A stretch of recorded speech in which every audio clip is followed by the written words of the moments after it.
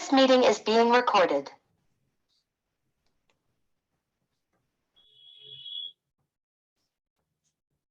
Okay. Hello, everyone, and greetings from the Indian section to everyone. I'm Shikhar Agnihotri, and today we'll be taking up a very interesting subject, and I have made Taralji co-host, so he can be the Zoom keeper for today. And let us all come together in heart and mind to start this meeting with universal prayer.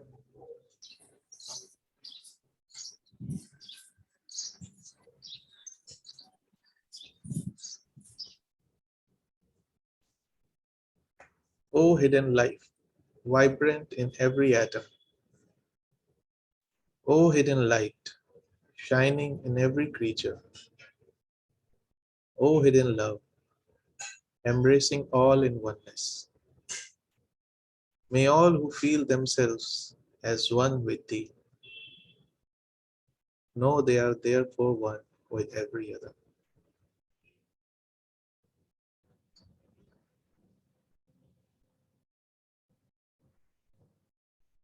Thank you. And I welcome you again to this session organized by the Indian section today. And as you know, today's subject and the subject for the upcoming Sundays for 3 sessions, we'll be taking up one of the manuals of the Theosophical Society literature. And this one is written by Besant, called Death and After. And this is a subject which I think at one point of time in our life, every one of us definitely either affected by it, thought about it, or have different kind of emotions about it. So, and since it is a subject which most of us do not have a direct access to with our senses, so we have to rely upon the research done by the others whom we think are more advanced on this evolutionary journey, but at the same time keeping our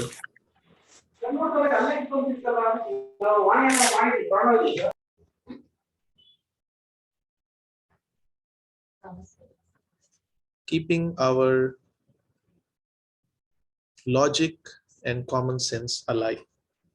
And because there are a lot of misunderstanding, misconceptions, superstitions which are related to this subject, and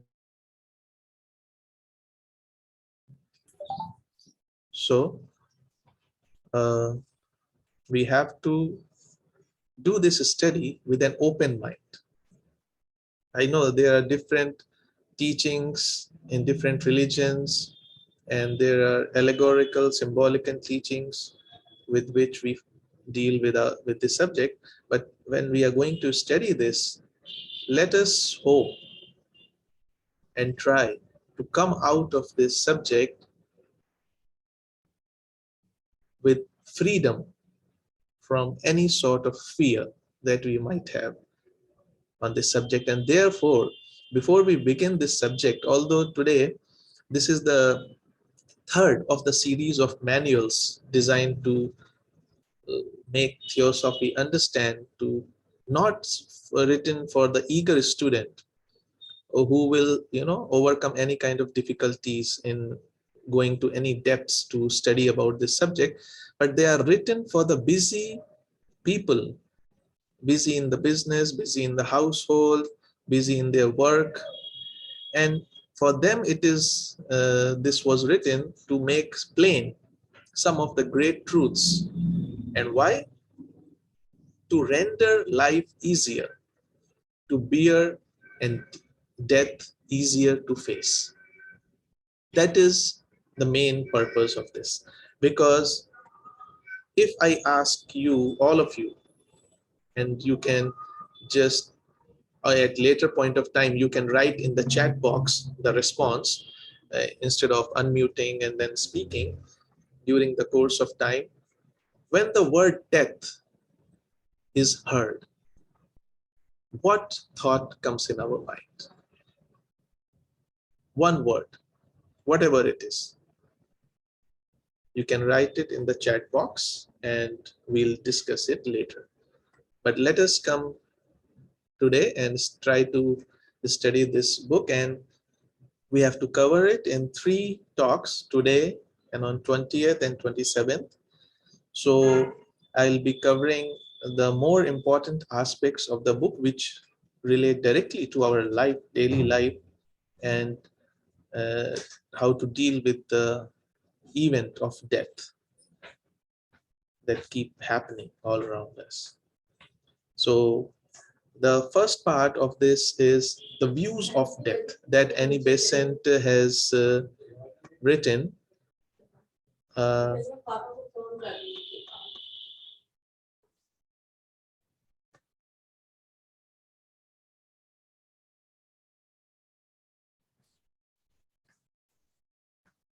I'm sorry for the interruption. So the first thing is started with the views of death, and different religions have given different views about it, as each one of us may have views of our own. And she has quoted about Christianity, Egyptian rituals, Hinduism, Zoroastrian, and Buddhism. In all the religions except Christianity, Annie Besant writes that in Christianity, the literature and the art alike, death has been regarded as some gloomy and terrorizing thing, and it has been painted as a very fearsome, terrible face, and that, I mean, anyone would be scared to even think of it or even talk of it. But if we look at other religions, whether it is Egyptian ritual, whether it's Book of the Dead, whether it is in the Hindu scriptures, which not even just talk about death, but also to reach to the immortality, the testimony of the Zoroastrian religion, which it calls, in which it is explained how the soul travels after the leaving of the physical body.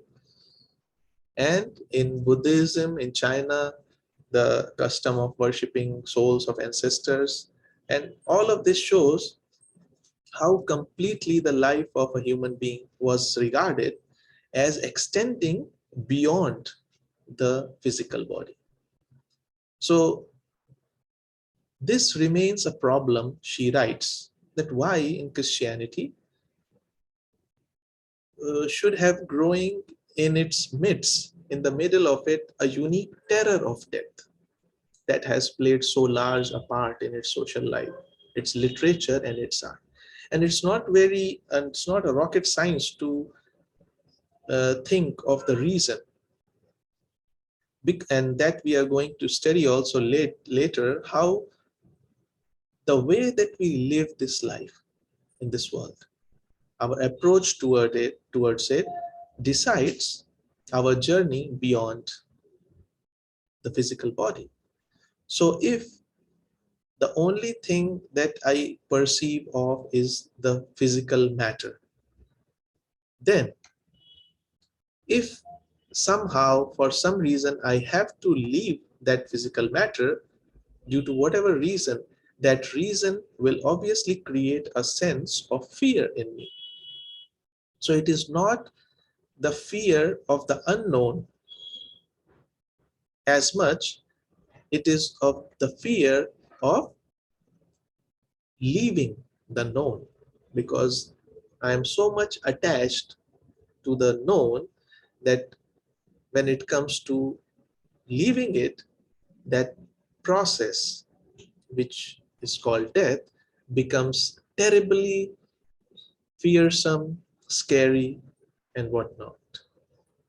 Maybe it's the difference of the race than of creed, as she writes, that what the Western maybe civilization shrinks because for it the materialistic approach is too evident, too real, and anything beyond that is not so attractive, or maybe it's an maybe a hallucination for them. So that's what she writes. So this was the views of death, various views of death in different religions which are mentioned. Now coming to the subject itself, I will just share my screen.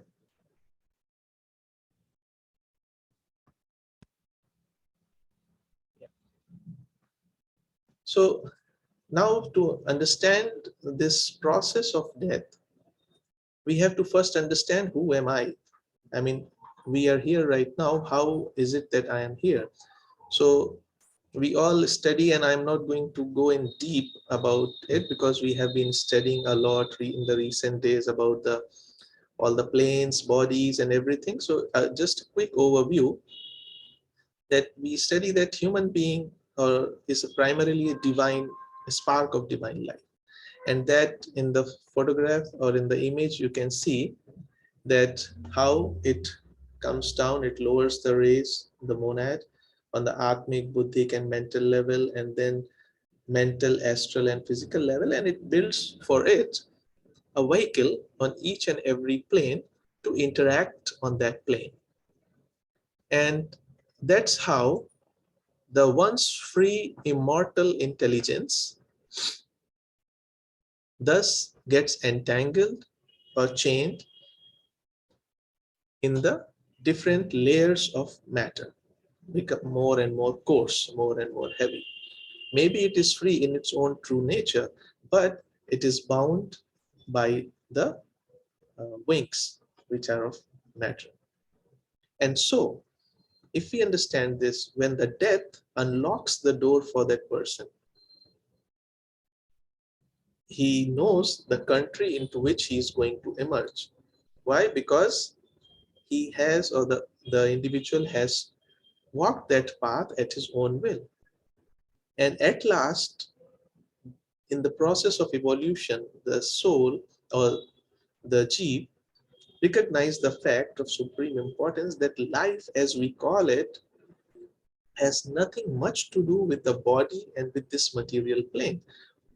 It has a lot to do, which we will study later, but we are giving it too much importance in the sense that we think this is the only life that we have. And that instead of that, life is a conscious existence, unbroken, unbreakable. And that brief breaks in that life, which we call the journey on the earth, when we come here, are but a minute fraction of his conscious existence, which means it is like we are on a travel from one city to another, and in between we stay, let's say, a couple of one night at one rest hotel, another night in another hotel. But if we get attached to that hotel so much that we don't want to leave it next morning to proceed on our journey, that is how we will laugh at this example. But actually that's what happens, that in our journey, and when we come on the earth life, we get all attached to identify with this body, the relations of the bodies, that when it's time to leave all of them, it becomes a painful experience for all of us. For those who at that point do not realize or remember these things. And in this process, as you can see, we will see how the process of the death happens later. In this context, Annie Besant writes that now we must, if we want to understand the process of death scientifically, logically, we must understand the constitution of a human being. And the constitution that she says she explains, is the same as in mentioned in the Key to Theosophy by S.P. Blavatsky, that one is the immortal triad and the other is the imperishable quaternary, the perishable quaternary. As you can see, the upper three, immortal triad, and the lower four, the perishable quaternary. The lower four includes the dense body, the physical body, which is visible. It has a form composed of various organs and different things. Then there is etheric double. Etheric double is the ethereal counterpart of the body, which is composed of the physical ethers. And in this image, you can see on the physical plane, the lowest plane, there is solid, liquid, gas, and then there is ether 1, 2, 3, 4.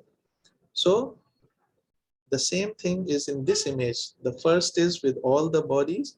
The second one, if you see, the physical body is gone. It's only the oval shaped body remaining in the etheric level. So that is the etheric counterpart of the physical body, and prana is the vitality, the integrating energy that coordinates the physical molecules and holds them together in a definite organism. That is, prana is like the controlling governing factor, and that is, it is the life breath. It is, we all say that there is an ocean of prana, one life. From that, a part of it is in our, during our lifetime we use, and it is the life breath within the organism, the portion of universal life breath, which we take during the span of existence that we call as a life, 60 years, 70 years, or whatever years. And then, so this is physical prana, etheric double, which is in Key to Theosophy or earlier theosophical literature, it was referred to as linged sharira, etheric double. And then is the kama. Kama, desire, is the aggregate, that is total, sum total of all our desires, passions, appetites, emotions, which are common to a human being and a brute. And then is manas, which is the thinker in us, the intelligence, intellect, and the buddhi, which is the vehicle wherein the atma, the spirit dwells, in which alone it can manifest. And then atma, what we have to make understand here is that atma and the prana, these are the universal principles which only for a, like a time being, we think that we have a spirit or something like this, but it is a universal principle.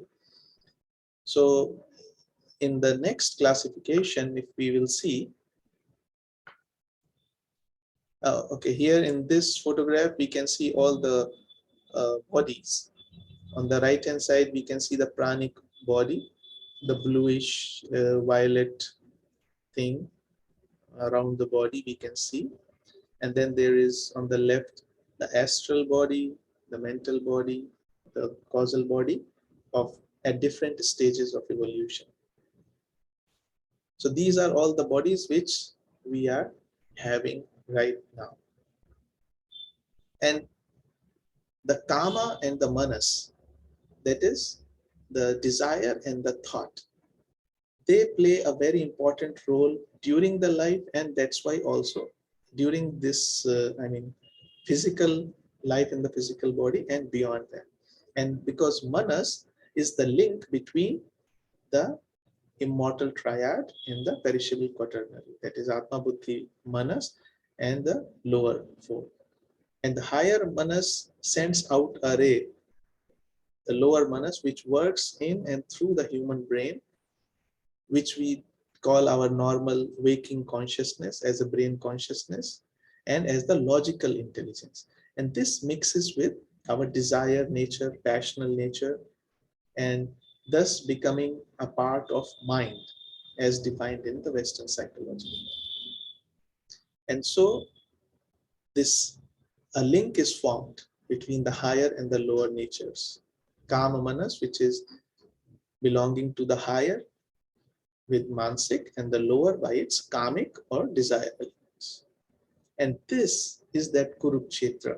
This is that battleground during life in which all the time and the whole aim of all the sadhana paddhatis, spiritual disciplines, is to work upon this kama manas. And based on this only, she say, any Besant classifies in a different manner, because if you see here, Atma, of course, is a universal principle. Buddhi and higher manas are immortal. Kama manas are conditionally immortal, because if we purify them, if we have made them, as you can see in this photograph, the difference between the developed person's astral and mental bodies and an undeveloped person's astral and mental bodies, you can see the difference. So if we have purified our bodies, then the antahakaran, if you can see here in between, the antahakaran between higher and lower is disappears, and this becomes the pure manas principle. There is no shade of lower in that anymore. And then it also becomes immortal. So that's why it is said conditionally immortal. It depends on our efforts. Prana again is a universal principle which we take during we are in the physical body, and the remaining dense body and the etheric double are the mortal parts. Now, so this was the like a brief overview of the human constitution. Many times, not she has written that majority of uninstructed Christians divide the person into two: the body that ends at death, and something called indifferently soul or spirit that remains after death. But let us not just keep it limited to uninstructed Christians. How often do we, all of us, normally say when we hear the sad demise of somebody?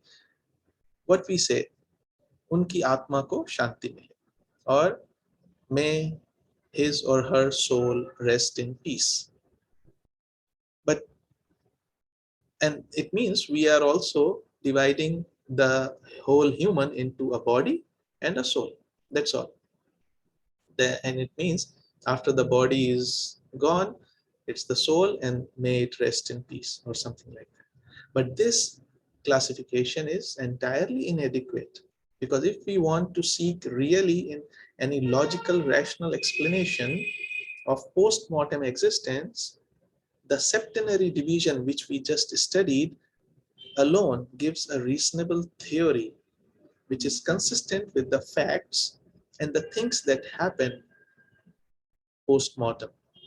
And therefore, she says, Annie Besant says, it may seem elaborate, the student will do wisely to make oneself familiar with it. So these are the basic things when we want to study anything, anywhere, in any discipline. Who am I? Where am I? And I think we have already done that study, the manuals, the human constitution, and the planes before. So most of you, and we are familiar with that. So now let us come to the main subject, that the fate of the physical body on death, the process called death. Now, what is physical body? Although we think ourselves to be the same all through the life, the body is, but only it's the through photographs and the people in front of us tell us that we have changed. But do we ever feel that we have changed? No. We think I am whosoever my name is, I was when I was 5 years, then 10 years, 50 years, it's the same. But the physical body, now the medical science also says, that is constantly undergoing a process of decay and of reconstruction. Catabolism, anabolism, the whole. But since they are going at such a micro level, with our physical eyes, we do not see it until and unless there is that change. The process becomes so evident due to its magnanimity that we are able to see with our eyes. Something happens on the skin, something happens in some organ, then we see that something is happening. But how does this happen? First is the etheric body, which is formed into the womb of the mother. And how is it formed? Based on our earlier birth, based on the law of karma and everything, it is continuously built up by the insetting of fresh materials with all the things that we are going to have in this birth, the germs of diseases and sickness and some other things, it is there. And with every moment, small molecules are passing from it, entering into it and going out of it. And that's how the interaction between us and the environment takes place. And when the fresh set of molecules come to our body, which will come as per our own vibrations, we will attract those which the vibrations which we have in majority. And then we will expel some of the molecules. And those molecules will spread all around, go around to make the bodies of minerals, vegetables, animal, and human kingdoms. So basically, that is another way of saying that we are all interconnected. Although she says that science never yet went so far to say with the occult doctrine that our bodies, as well as those of animals and plants, are altogether built of such beings which, except larger species, no microscope can detect. Although the science says, if we go as per the science, basically everything, it is said, is made up of elements, and then elements are made up of atoms. Atoms are made of electrons, protons, neutrons, and then even more, if we go even further small, the atoms and nucleus are made of quarks and subatomic particles. So basically, the ultimate constructing material is the same. It's only the combination and the numbers, the quantity, the arrangement that creates a difference between a human being or a plant or an animal or a mineral. But she is hopeful that chemistry and physiology are the two great magicians of the future who are destined to open the eyes of mankind to the great physical truths. And it's happening also presently and in future, when we have more sensitive equipments, maybe we'll be able to see even further what all things happen in our body. Maybe we'll be able to see the subatomic particle or ultimate atom of the physical plane also at some point of time with the instrument, but that is in future. But chemical science, what I was saying, that chemical science may say that all our bodies, whether of any kingdom, made of some same particles. But occult doctrine, what does it say? It says not only the chemical compounds are the same, but the same infinite, invisible lives compose the atoms of the bodies of the mountain and the daisy, of a human being and the ant, of the elephant and of the tree which shelters him from the sun. Each particle, whether we call it organic or not. This is very important, and this is a common link between all the kingdoms. And that is why everything is interchangeable. When a body is destroyed, when a body is burnt, all the particles, they go around and again merged in the nature. Then from the same nature, another body, we take food and then the child comes in the womb and the child is born. And then it is such a self-sustaining system that is really marvelous. And these lives, which she's talking about, which are separate and independent, are the minute vehicles of prana. And together they make the molecules and cells of the physical body, and they come in and go out during all the time while we are in the physical body. And these are called, controlling these are called fiery lives. These small things, fiery life should not be confused with the microbes. Actually, these fiery lives are the ones who give and control the microbes and give them control their actions, maintain their actions, because the microbes are everywhere. But as long as these fiery lives, the prana is, as we'll see for some time later, when the etheric double is separated, that as long as it is there, it governs everything. And all these uh, microscopically small particles follow discipline.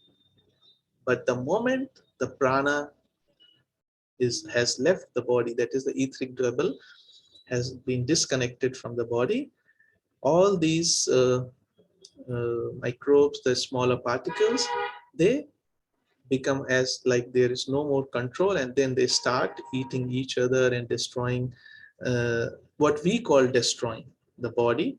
And that is why at death they become a disorganized and a tumultuous mob. That's what she writes, going here and there. Normally we say a body as dead body, but logically seeing and speaking, the body is never more alive than when it is dead. But it is alive in its units and dead in its totality. Alive as a congeries, dead as an organism. Because if it was dead, there would be no change in the body. So Eliphas Levi, he says that change attests movement, and movement means life. So the corpse would not decompose if it were dead, because by dead we mean nothing is happening, jada.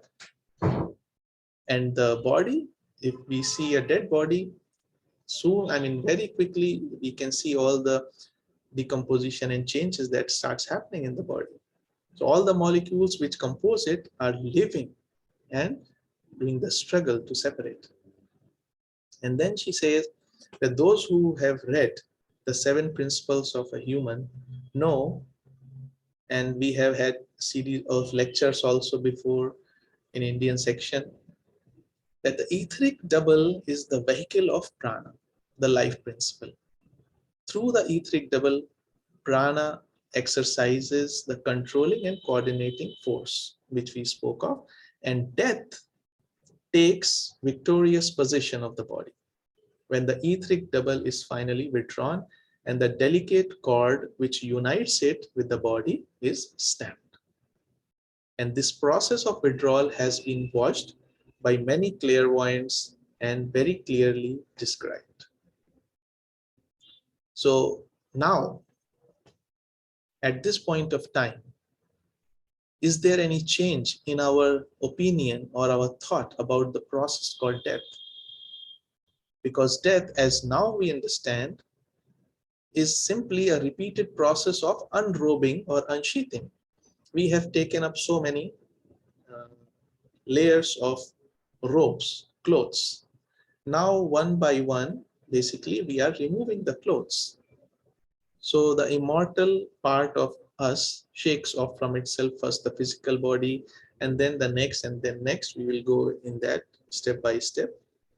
And this escape from the body and this dwelling of the conscious entity, whether it is in any vehicle,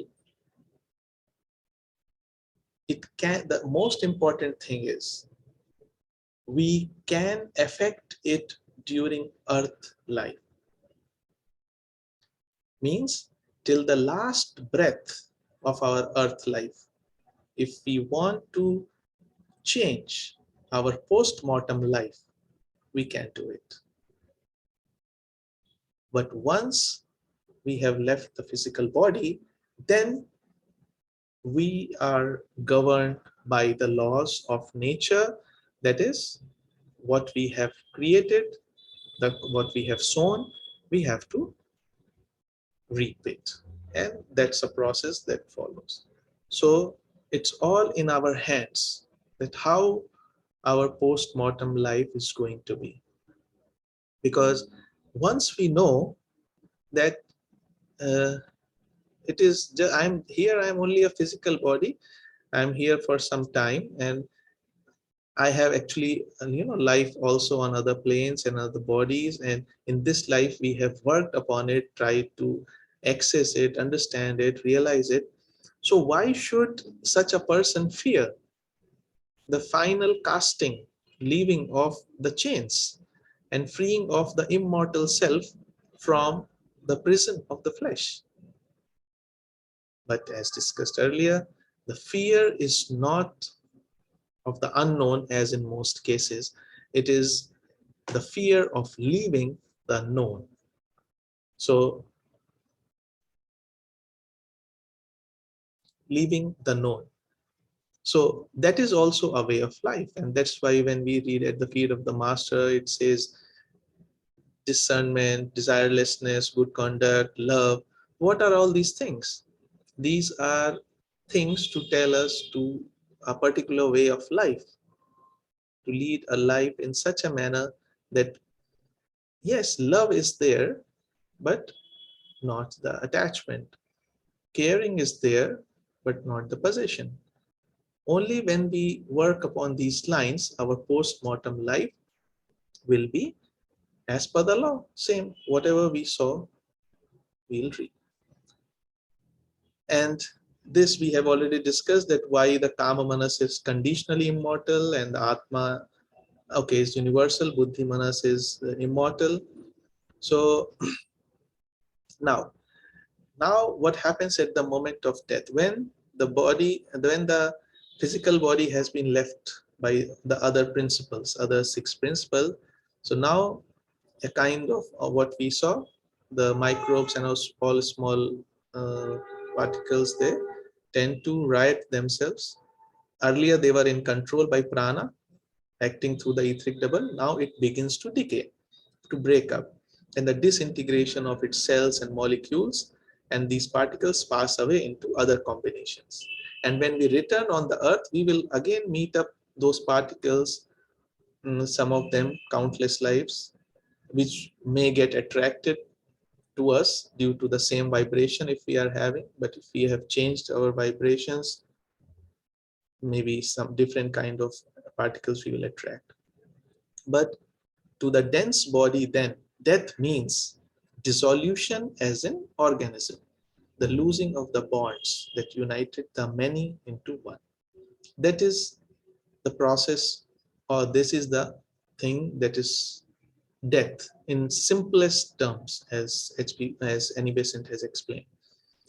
And in the same breath, I would like also to mention, which will come later, that since it is the decay which is happening, that's why in different religions we see that different ways are adopted to accelerate this process of decay, depending upon the situation of their local environment and situations, resources. But in that sense, cremation has been understood or realized to be the most efficient way. And that's why in the religion also, it is, if you see, it is mentioned not to keep the dead body for long. Uh, Sometimes people keep the dead body for long, for somebody to come. Okay, their emotions are attached to it, yes.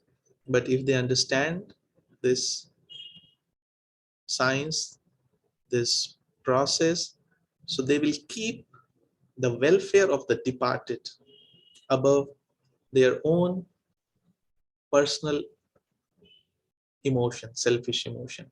And instead of waiting it, keeping it for a long time, 3 days, 4 days, that uh, body has to be helped and accelerated so that the journey of the departed is smoother. And also we'll come later that why one should not cry. Why people should not cry at the time of the person who is dying. So that was about the physical body. Now what happens now? We are in the etheric double. And this is the point when people say Atma ko Shanti mile, like the person is died, and suddenly we think that the person has become the spirit, but that is not so. As you can see in this image, the first one was when the person was in the earth life. And the second one is when the physical body has been left alone to decompose. So the remaining six principles are there, which remain for a very short time. And then it's in the etheric body that the other principles are there at the etheric level. Now the etheric double we studied, it is the ethereal counterpart of the gross body, the physical body. And this is the same etheric double body which some sensitive people see during uh, uh, when they go to cremation ground or cemetery. They see some, because there are a number of them, so sometimes people may, who are sensitive, can see it, and also sometimes people can see it of others when they are alive. And it is this body whose absence from it marked by the heaviness or semi-lethargy of the matter. And this is the same etheric double when an anesthesia is given. Suppose anesthesia, it is a local anesthesia that is given. So if anesthesia is given in that part, this etheric double is still physical, plane, matter. And the anesthesia, or the chloroform or something like that, it reacts to the chemicals. So due to that chemical, from that part, this etheric double it leaves that part. So everything is happening there, but that sense, that feeling is not, the pain is not there, and that part of the body becomes numb. And once this etheric double, let's say, is removed from the body for quite a long time, then it lowers all the vital functions. Even while the cord between the physical and etheric is still unbroken, that happens. And at the time of death, this connection between the physical body and the etheric double, the cord, sometimes called the silver cord, it snaps.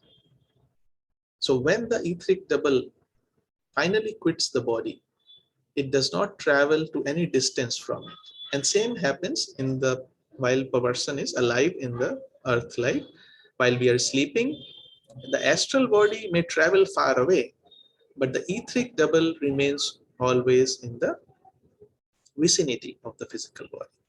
Normally, it remains floating over the body, and the state of consciousness of this, since it does not have any intellect or thinking principle, so it is, that's why it is sometimes called a bhoot or a ghost or apparition, because the state of consciousness is very dreamy and peaceful at the time of death. If the person has died peacefully, naturally, if the person has died in distress, in a violent emotion, then it will be a little stressed out. And here Annie Besant brings that point what I was sharing earlier, that while this process is happening, the etheric double is withdrawing from the body, taking the higher principles with it, extreme quiet and self-control should be observed in that place. Because, why? Because during this time, the whole life passes swiftly in the review before the ego. The individual as those who have related, who have passed in drowning into this unconscious and state. And a Mahatma also has written in the letters that at the last moment of life, the whole of our life is reflected. And even what we have forgotten, it comes in front of us. We come to know why we were like this, what happened to us. We know everything. For a moment, we become one with our ego, with their individuality. Even the same thing happens with a person who is dying in a coma, or a person who is diagnosed as a mad person, who is not in his or her senses. It happens for everyone before time. And even we come to know that why the person spent the life as a mad person or died in a coma, or what were the reasons behind that. So that is a very solemn moment, and because on it depends the next life, because whichever image from those images of life takes prominence in the eyes of the ego becomes the source for the next life. And that is why uh, this should not be disturbed by the ill-timed crying and wailings of the personal relatives and friends. That is what Besant has written. And that's a very important lesson for all of us.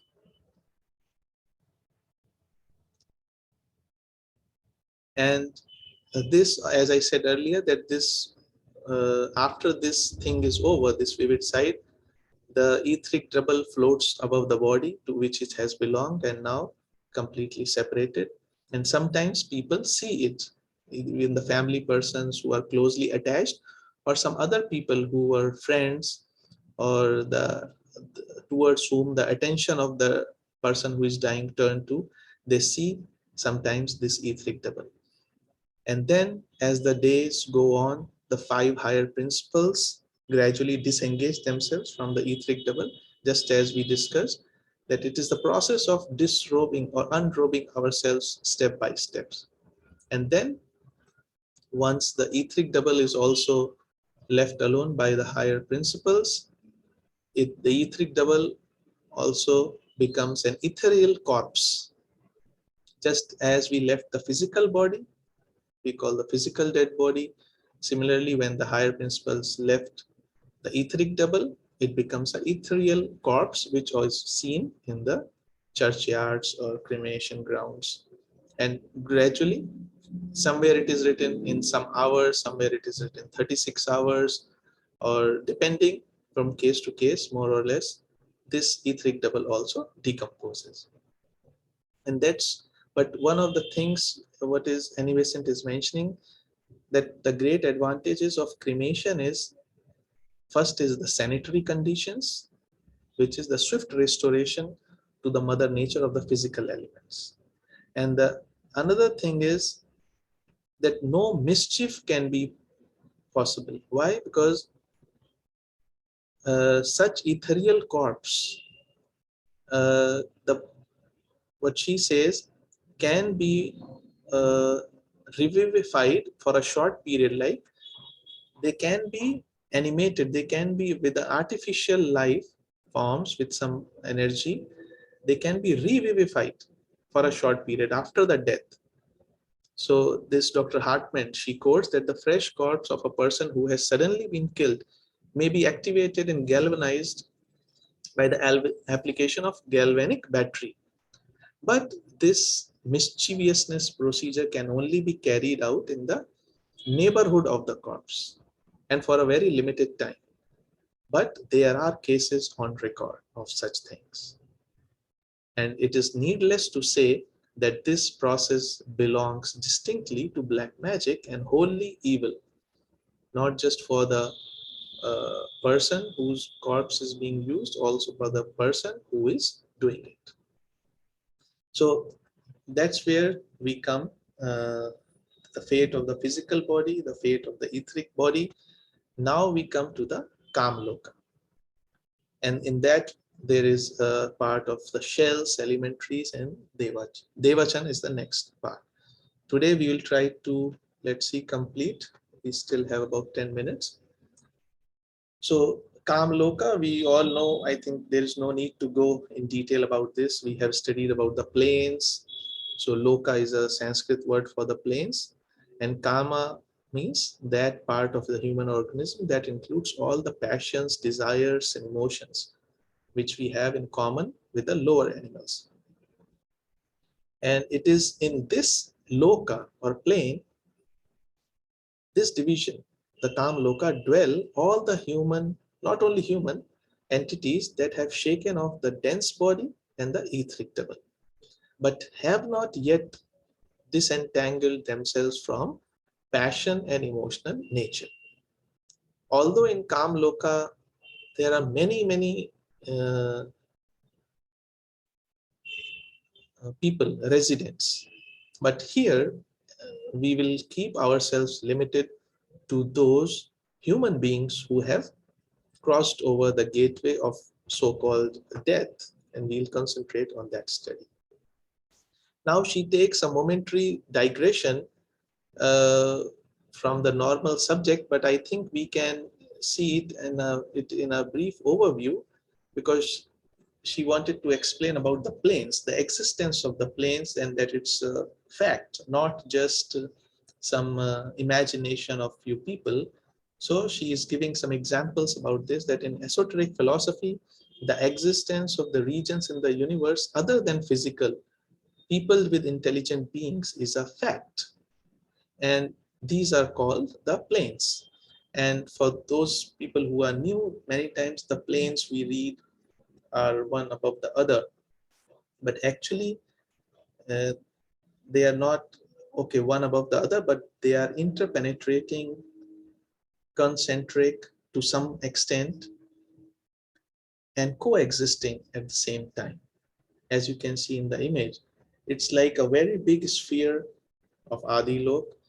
Within that Adilok, many of its atoms come together, make the dense Anupadak. The same thing happened with Atmic, Buddhic, mental, and astral, and then the physical. So basically, if we go at the center of the physical plane, that center consists all the types of matters: physical, astral, mental, buddhic, atmic, anupadak, adi, all. But as you can see, the size of different spheres is different. So as we go to the higher or subtler plane of consciousness, it has a much bigger volume. And that's how what Annie Besant is trying to explain.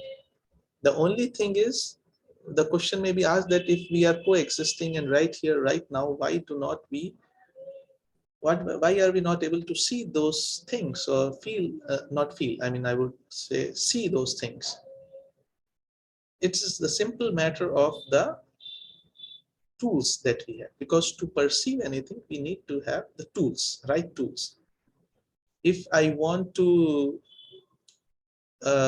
see the ultraviolet rays from the stethoscope, I cannot do it. Or if I want to use a screwdriver, but I bring a spanner, I cannot do it. If I need a needle and I bring the sword, I cannot do it. So similarly, we are only able to perceive things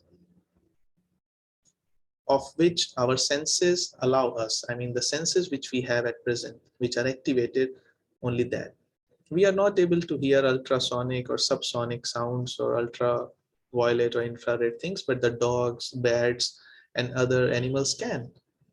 So it's only the limitation of the senses that stop us from perceiving these other beings. And the similar thing for them. They do not have physical senses, so they are not able to see us. And that is why, but when we come to the term feeling, that can be done. And the feeling, I think we all might have experienced that every place has its own vibrations. If you go to the library, if you go to the hospital, if you go to a cemetery, every place has its own vibrations. What are those? What is the change, difference? I mean, it's the same place, material plane, but the subtler part of it is different.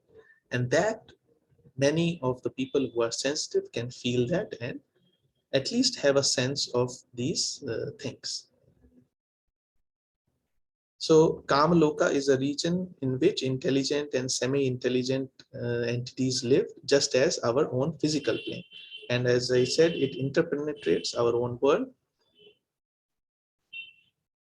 The point which is here to be clearly understood is that existence of Kamaloka as a definite region inhabited by a large diversity of entities. So basically, when a person dies, the physical body is left, then in etheric body, And then when the etheric body has left, then the person is now clothed, covered in the Kama Rupa, or the body of Kama, or the desire body, or the body of astral matter, we can say.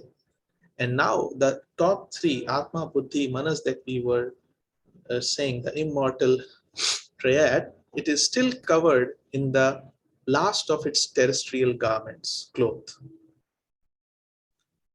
It is a responsive form during the embodiment, the power which it gives to feel, to desire, to enjoy, and to suffer in the physical world.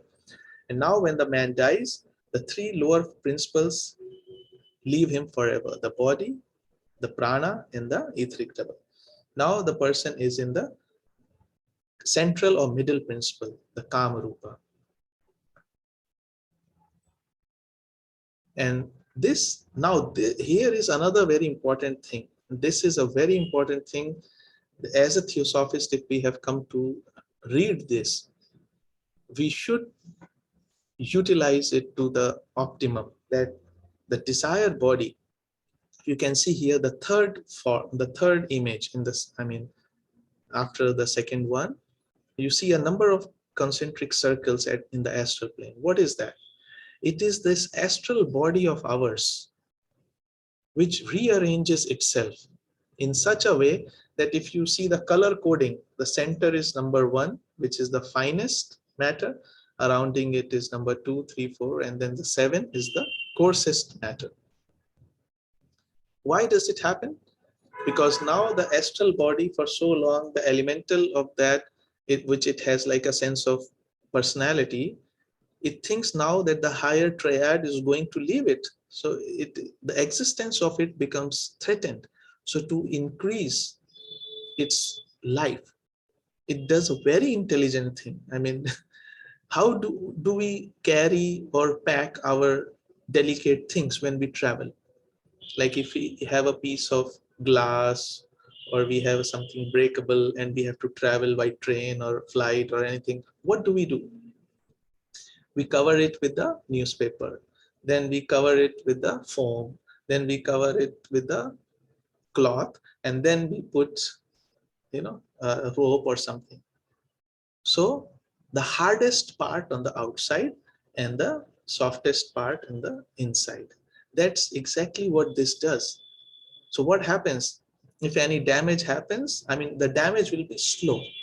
So that's what happens here, that the different densities of matter compose themselves in this form, and this increase the stay of the triad in the astral world. And up to this point of rearrangement, Annie Besant writes, the post-mortem experience of everyone is same, like dreamy, peaceful, semi-consciousness. And people who have lived their life in a good way, it will be happy without any awakening. And then they will be having the pre-Devachanic unconsciousness, and then they will turn up blissfully in Devachan. But as we have lived life differently on the physical plane, this Kam Lokiya existence also is different. If a person has led a pure life, he has worked upon himself on the desires and attachments and different things, the passional element in him will be less strong. So the hold of that passional nature, this arrangement, rearrangement, this hard matter will not be there. So if that hard matter is not there, it is already purified, this rearrangement will not take place. And then the movement of the triad from the astral plane will be very swift. And some people think this astral plane is kind of limbus, or the Hades or the hell of the different religions. It is only in a relative sense. First of all, it's not a definite area or a boundary, but it exists in a space with a sphere, and the boundaries are very much smushed with each other. It's a continuum. So here, all the people who have just left their physical body come and waiting for this astral body to detach with them and then go on with their onward life. And that depends on how the person has led their life. And once this triad leaves the astral body, then it is called the second death. Just like we left our physical body, it was called death, and the etheric double in the same after a few hours. And then the astral body is left, that is called the second death. And so after leaving the astral body, the triad, the immortal triad, reaches to the Devachan, of which we will talk later in the next session. But during the whole period, these four principles remain in Kamaloka. Whether it is long or short, they are within the reach of the earth influence. And in case of such a person that she has just described, if a person has led a very good life, and now why we should not remember our ancestors or those who have passed away with sorrow and crying and all those things, because they are on their journey, peaceful journey in a semi-unconsciousness state and waiting to leave astral body and go to the Devachan. But when the vibrations of suffering, sadness, gloom reach them from us, that disturbs their peaceful journey. And then they are awakened. And when they are violently awakened with these karmic elements in them, they of course, the first thing is that their peace of mind is disturbed, and then they are attracted towards us. And when they are attracted towards us, the danger increases for them also. Why?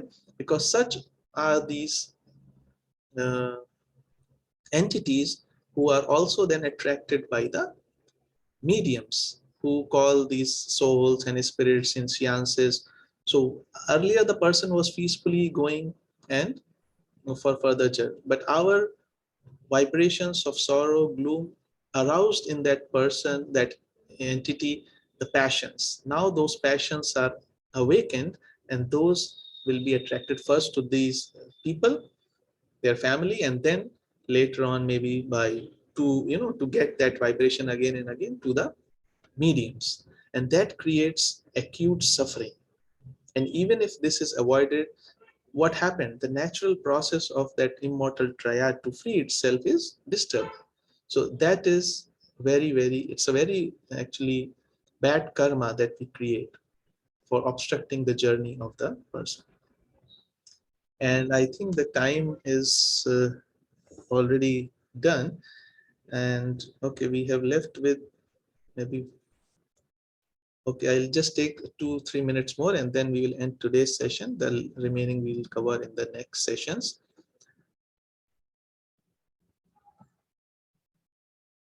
So this we have already. The another thing is when an average person reaches Kamloka, we just talked about the good person who has lived life pure with purity. If an average person reaches Kamloka, the spiritual intelligence is clothed with the desired body. Now, since that person most of the time has lived in the enjoyment of objects of sense and the pleasures of emotions, it is difficult for the Atma Buddhi Manas to leave the astral body, because the matter is a lot of astral, the coarse matter is a lot. So the stay in the Kamloka of such an entity becomes long. And since the body is not there, the passion is still there. So that becomes a terrible time. And that's why it is sometimes called also the hell. Hell is nothing else but depending upon, we have a strong desires, but there is no way to fulfill them. And the only way to fulfill them is, again, as I said, when people remember them, or the mediums or these entities get attracted to such places where their desires are going to be, at least they use somebody to fulfill their own desire, and they feel good. But in that process, they are not just delaying their further journey, but also they are creating new attributes. They are affecting people who are on the earth and creating a negative karma and their future lives. And so the lower manas in that astral body still wants those sensual pleasures of the earth life. And then they keep, and that's why it is said that the kind of matter or material we have, it attracts the kind of spirits or the things like havan or agarbatti or some kind of smells that we have, that is kind of an invitation to good spirits. Similarly, alcohol or drugs or some other kinds is an invitation to such kind of entities. And I think with this, I would stop today, and 3-4 slides are more remaining, which we'll take up next time. And I thank everyone who listened patiently. And if anyone has anything to add or any query, we can. Shikhar, there are 2 questions in the chat box. One from Dubalji. Yes, yes. Okay, I will see the questions. Okay. Is okay, the first question is Dubalji, is aura and the etheric double are same? Okay, that is a very interesting thing, and I would show you the image so we can see, all of us, that the aura, what we talk, is the sum total effect of our bodies, as you can see here. This one. Is everyone able to see this, Taralji? Everyone, I am. Okay, okay. Yeah. So on the right hand side, if you see, there is both of them. There is a physical body, which nerves and arteries and everything. Around it, you can see this violet bluish thing. That is the etheric double. And then around it, there is another oval thing that you can see on the left also. So those are the combined effects of all our bodies, which is generally termed as aura, the effect of our body. So yes, they are different, the etheric double and the aura. And the next question is how to stop these concentric shell to form in astral body at the time of death, as the elements play a big role at that time. Yeah, that, I think that's a very important question. That's why while discussing it, I mentioned that there are actually 2 ways, or rather I would say only one way in a real sense, because this depends on how we have lived our life, right? Suppose we have lived our life in a way that the matter for these concentric circles, all the astral matter of our body, we have lived with such purity that there is no coarser matter. All our matter has become purified, and we have only the matter of the very finest kind. In that case, there is no such possibility of this concentric circles forming, because there is no such matter. Because during the earth life itself, we have lived our life with so much purity and selflessness and kindness and a good life, that it will not happen. But in case there is some matter, because not all of us are able to lead such a life, so we all have a combination of such matter in our astral body, different 7 types. In that case, the very important thing is, at the time of death, will we be able to remember that we studied this?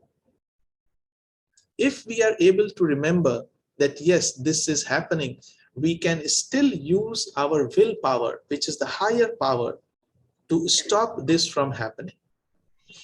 Because all the elements or elementaries or these matter of the astral plane, it is subservient or subordinate to our intellect, the higher manas and the buddhi and atma.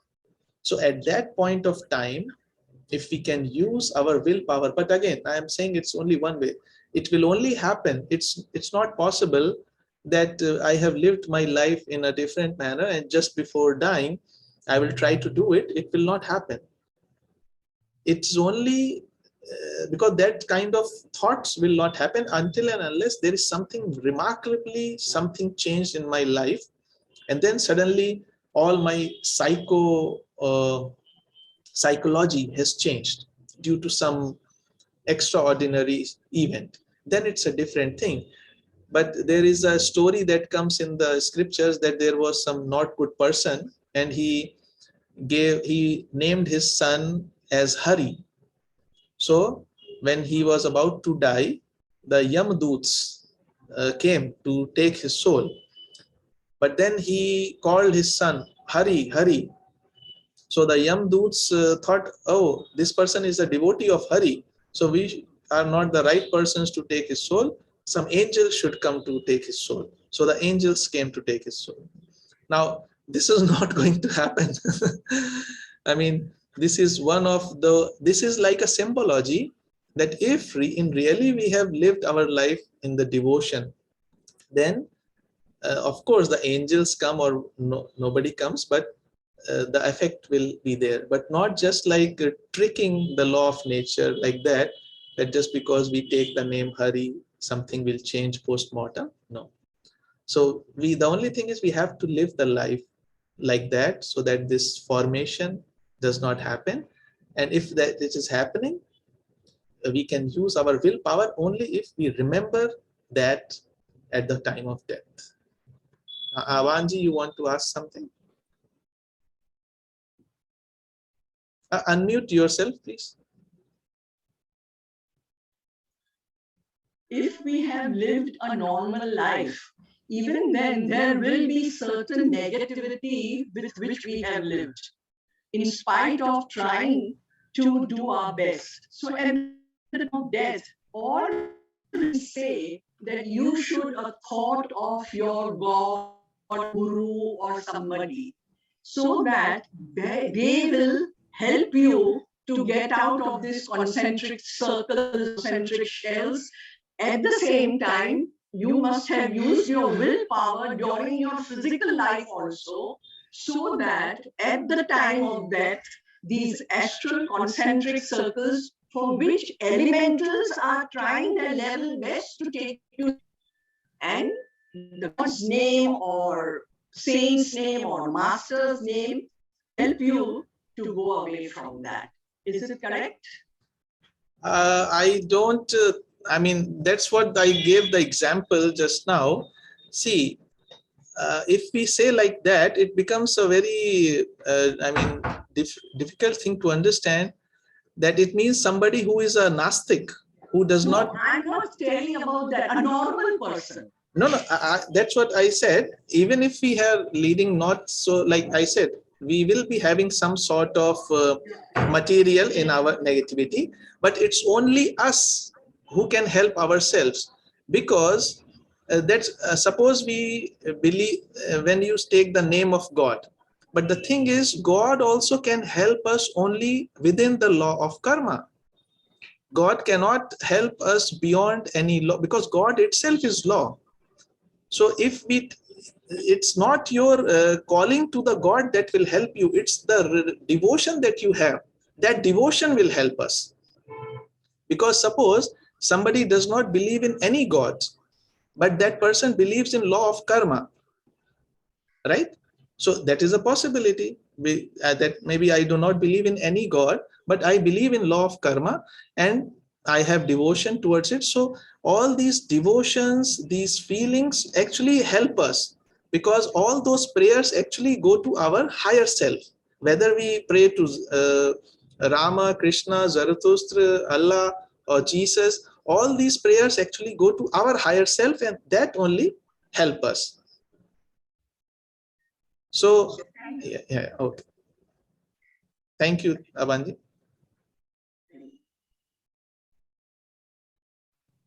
Okay, I think. Hello. Yes, Ramesh Jolia ji, please. I am making this. Oh yes, thank you. Now, when the person dies, and whether etheric body has, in etheric body, we will be having our command, or we will be at the command of nature only. Uh, I don't understand, sir. When we depart from the body Yeah, and etheric double is there yeah. in its, whether that at that situation, are we in a position to command our things, or it is as per the nature's forces that we have to go on? No, no, it's, yeah, it depends also the kind of life that we have lived. And if a person has, again, depends on the stage of evolution of the person. That's why if people who are very advanced in meditation or who have the continuous consciousness or even during sleep, for them, death does not mean any unconsciousness. They will be continuously conscious. They will leave the body consciously, they will leave the etheric double consciously, and everything will be conscious. But as we just studied here in this, that once we are in the etheric double, it's kind of a partly semi-conscious and kind of thing in the etheric double.